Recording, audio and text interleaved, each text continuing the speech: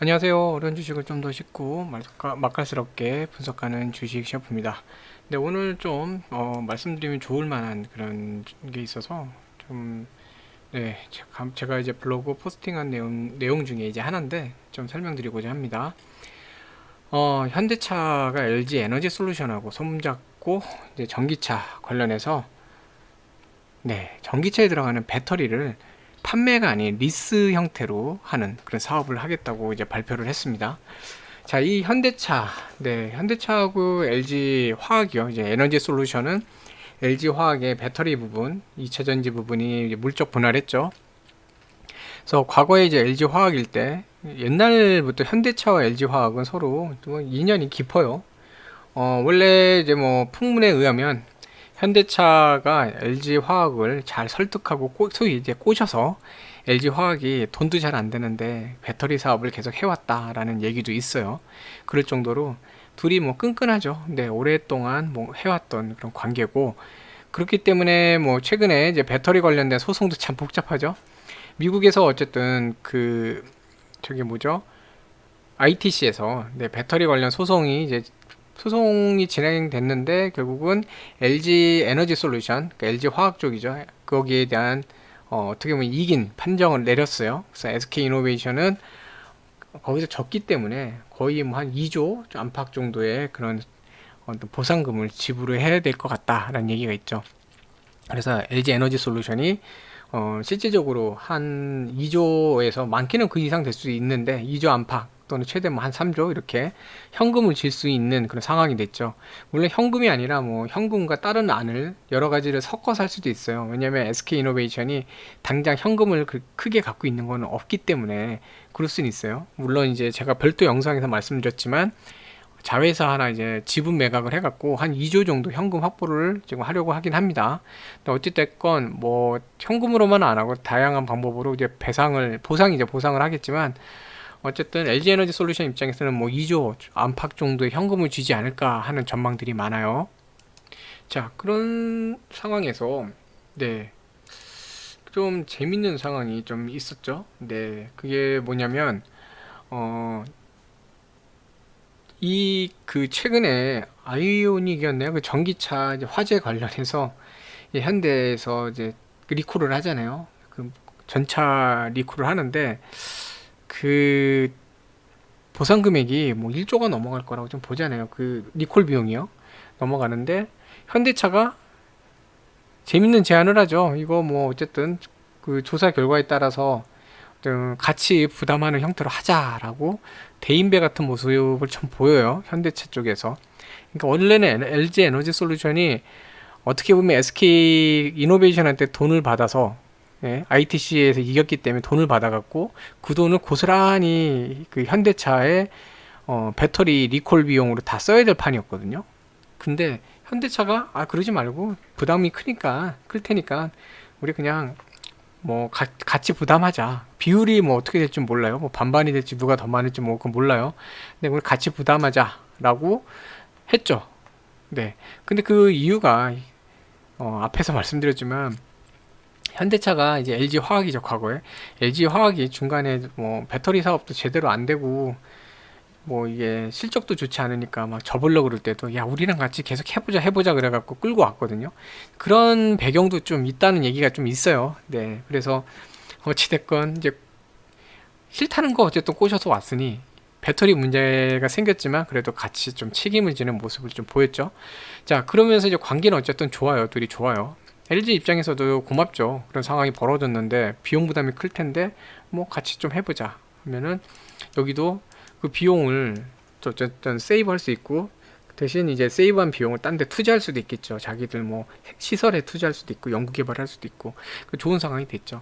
그러면서 기분이 서로 이제 분위기가 좋은데 그러더니 또 둘이서 전기차가 비싸잖아요. 그리고 전기차에 대해서도 좀 그 판촉을 해야 되는데 높은 가격도 그렇고 이제 배터리 충전 문제도 그렇고 여러 가지 그런 고민거리가 많았죠. 손잡고서 이제 솔루션을 낸 거예요.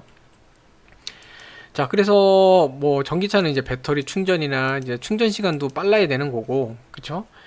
그리고 충전소 기반 인프라도 좀 있어야 돼요.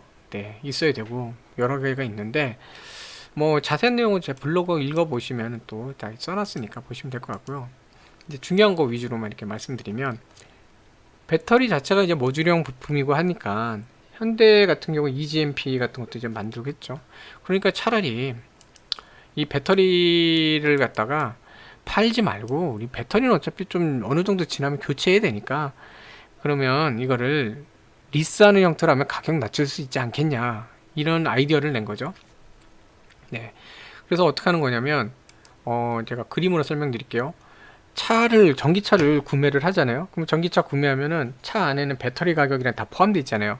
근데 그 배터리가 가격이 좀 많이 비싸거든요. 차 가격의 많은 부분을 차지하고, 그렇기 때문에 전기차 가격이 좀 더 비싼데, 그러면 이 차를 구매하면은 그 다음에 뭐 하냐면, 이 차를 이 리스 운영을 할 그곳에다가 재판매를 합니다.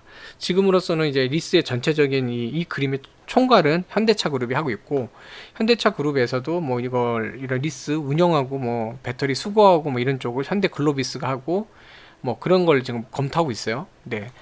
그러면서 LG 에너지 솔루션은 배터리 자기들이 만들었으니까 배터리 상태나 이런 거 체크하고 재활용할 수 있는지, 그다음 배터리가 얼마만큼 그 뭐라 그러죠?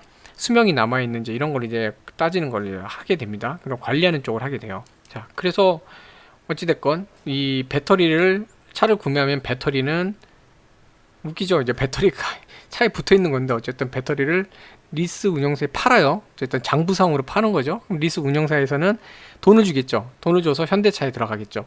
이제 받아서 현대차로 가게 되면 차량 판매액이 실질적으로는 하락하는 효과가 있죠. 왜냐면 차를 구매했는데 배터리 가격 빼주는 거랑 똑같잖아요. 그쵸? 그러면은 가격이 많이 떨어지겠죠. 대신 배터리 운영사에 대해서 리스비, 대여료를 내는 겁니다. 매달 얼마씩 돈을 내는 거예요. 배터리를 빌린 값. 물론 이제 배터리 월 리스료가 얼마냐에 따라서 이제 좀 관건이 되겠죠. 그게 너무 비싸면은 굳이 배터리를 이런 식으로 할 이유가 없잖아요. 물론 이제 초기 차 구매할 때 비용을 절감할 수 있다고 하지만, 또 그 월 리스료가 너무 비싸면 차라리 대출받아 사거나 뭐 하는 게 더 낫죠. 네, 그렇기 때문에 따져봐야 될 필요가 있을 것 같아요. 자, 그래서 이런 거를 하면은 이제 배터리 관리하는 데서는 배터리에 대해서 여러 가지 분석을 하죠. 라이프 사이클도 그렇고 여러 가지 활용도도 그렇고 분석을 하고, 나중에 이제 배터리를 교체할 시점이 되면 LG 에너지 솔루션에서 이 배터리에 대해서 재활용할 수 있는지, 그리고 남아있는 그 잔존, 그 가치 있죠. 얼마만큼 더 사용할 수 있을지, 이런 거 이제 검사를 합니다. 네. 그래갖고, 만약에 재활용할 수 있다. 이제 폐기도 있고, 재사용 가능하고, 뭐 이거 다 따지겠죠. 폐기할 거는 더 이상 배터리 안 될 것 같다면 이제 폐기하는 거고요. 그쵸? 그러면, 예, 이쪽 입장에서는 어쨌든 배터리 자기 간에 리스니까 교체하더라도 자기 비용이 안 들어가죠. 그쵸? 계속 리스비만 내면 되니까. 그러니까 그런 면에서는 좀 저렴하고요. 그리고 여기서는 배터리가 재사용이 되면 이 재사용 배터리를 ESS 고속 충전 시스템, 그러니까 ESS라는 게 전기 저장 장치잖아요. 이 충전기의 저장 장치에 대해서 전기 저장 그 배터리로 쓰는 겁니다. 네. 이 ESS용 배터리로 재활용을 하는 거죠. 이 전기차는 바닥이 완전 통판으로 배터리가 들어가잖아요. 그걸 모아다가 ESS 전기 저장 장치에 배터리를 쓰는 거예요. 그래서 나중에 급속 충전할 때 이걸 통해서 충전할 수 있게 하는 거예요. 근데 왜 이렇게 재활용을 하느냐? 전기가 좀 비싸요. 비싸니까 충전하다 보면은 충전비가 비쌀 수 있잖아요. 그쵸? 근데 이거를 심야에 좀 전기 할인될 때 ESS를 통해서 충전을 해놓고, 낮에는 이걸 바탕으로 해서 판매를 하면 아무래도 좀 비용 절감을 시킬 수 있겠죠. 그래서 이런 모델을 만든 거예요. 네. 이렇게 해갖고 LG 에너지 솔루션하고 현대차가 우리가 이걸 한번 이렇게 동업해보자 해서 오케이 하고 한 거죠. 네. 그래서 이런 모델이 나왔습니다. 근데 이런 걸 이제 하려면은 이제 정부 지원도 필요해요. 이런 인프라도 구축을 해야 되고, 이런 배터리를 재활용하는 거는 그냥 하는 게 아니라 산업부나 이런 데서 안전성 평가도 해야 되고 승인을 해줘야지 사업을 할 수 있거든요. 이런 사업자 승인을 받아야 돼요. 그런 거를 뭐 정부는 한마디로 지원하겠다. 네. 왜냐하면 정부 자체도 탄소 절감, 친환경 이런 거를 어떤 정부 정책으로 가져가고 있기 때문에 그걸 잘 맞물린 거죠. 그러니까 민간업체죠. 그쵸? 정부. 그다음에 뭔가 이제 지자체가 또 들어오고 어떤 그런 관련된 기업들 들어오면 민간공이 다 함께 하는 거죠. 네. 그렇게 될 수 있는 상황이 된 거예요. 그러니까 뭐 진행 방향에 대해서는 되게 전망이 좋다라고 보여집니다. 그래갖고 지금 정부도 보면요, 2025년도까지 친환경차 283만 대, 2030년까지는 785만 대. 지금 2021년도에요. 4년 만에 친환경차 283만 대.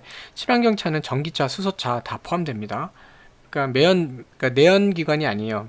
이 기름으로 하는 내연기관이 아닌 좀 그런 탄소 배출이 안 되는 그런 차들. 네, 그래서 283만 대 4년 만에, 그다음에 30년까지는 785만 대 보급해서 온실가스 24% 감축하는 이런 계획을 마련했어요. 네. 물론 중간에 이제 정권도 바뀔 수 있고 뭐 그렇긴 하지만 기본적인 이 방향성은 어떤 정권이 돼도 결국은 네, 청와대나 이런 정부의 수장들이 누구라 그래도 계속 할 것 같아요, 이런 건요. 네, 그러니까 뭐 기본적인 정부의 어떤 정책이나 법규 방안도 여기에 맞게끔 되는 거죠. 그러니까 이 사업은 잘 될 수밖에 없어요. 이걸 위해서 전국에다가 450개의 수소 충전소, 그 다음에 전기차 충전기 같은 거 50만 기죠. 그래서 20분 충전으로 300km를 주행할 수 있을 정도의 그런 전기차 충전기예요. 이걸 50만 기 이상. 이거를 2025년도까지 인프라 구축을 하겠다는 겁니다. 그러니까 뭐 여러 가지 다 맞는 거죠. 이 사업 방향이요. 그렇죠? 여기 이 충전 시스템에다가 아까 ESS, 네, 배터리 재활용해서 넣으면 되고, 정부 입장에서는 이게 어쨌든 폐기물, 산업 폐기물을 줄이면서, 그러니까 환경 오염을 줄이면서 전기차 활용을 높이니까 어쨌든 친환경적이고 뭐 서로 맞물린 거죠. 네, 그래서 되게 좋은 방향으로 가는 것 같아요. 그러면 이 전기차가 이렇게 해서 판매가 많이 돼야 되니까 개별 소비세나 취득세 같이 세제 혜택도 그러면 연장하겠다라는 것도 뭐 정책적으로 검토하고 있죠. 그뿐만이 아니에요. 공공기관의 친환경차 100% 의무 구매 올해부터, 네, 렌트카 회사나 대기업도 뭐 친환경차 구매 목표제 이런 거를 해서 하겠다는 거예요.